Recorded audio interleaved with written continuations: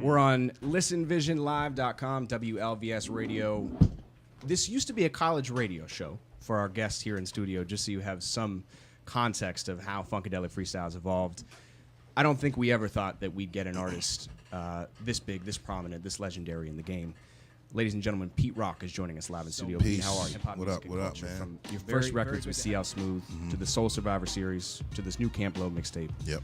What motivates you to continue putting out records?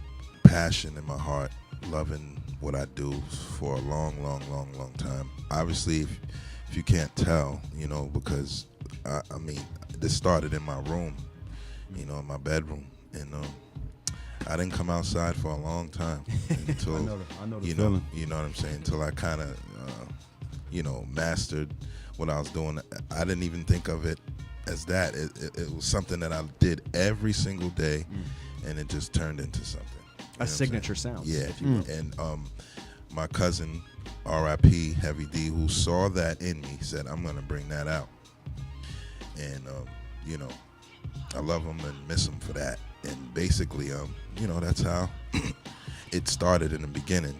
From a young age, I was, 7 years old. But before that, my dad was a record connoisseur, from Jamaica, brought his collection to the States. And that's how my record collection started through his, you know what I'm saying? And then, as I got older, I got to learn the kinks of how to take care of records and who was who. And then when I turned 7 years old, I started scratching, you know what I'm saying? And that was through my cousin Floyd, who taught me actually how to scratch. And he actually went to Eastern Shore College in Maryland. So there's that connection, a little local area connection. Big up to him and big up to my brother Grap that's out here. Grap is still out here. Yeah.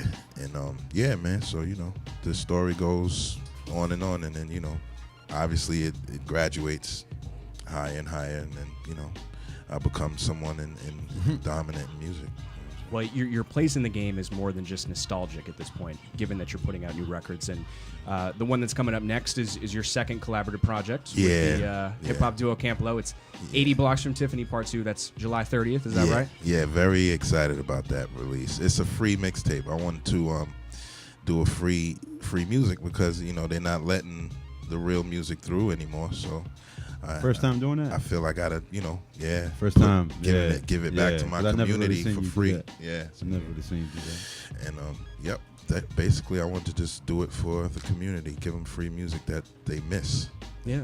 They would love to hear daily. And it's got a unique name, obviously. Yeah. 80 Blocks from Tiffany's. It's actually a old DVD documentary about gang life in the Bronx. I'm originally from the Bronx, So what type of themes playing out of that documentary should we expect on Part 2? Oh man, just if you ever saw the movie, you can actually probably get it at Amazon or wherever. It's certain excerpts I took from there, you know what I'm saying, and put it in a musical form, just mixed it with some Pete Rockness.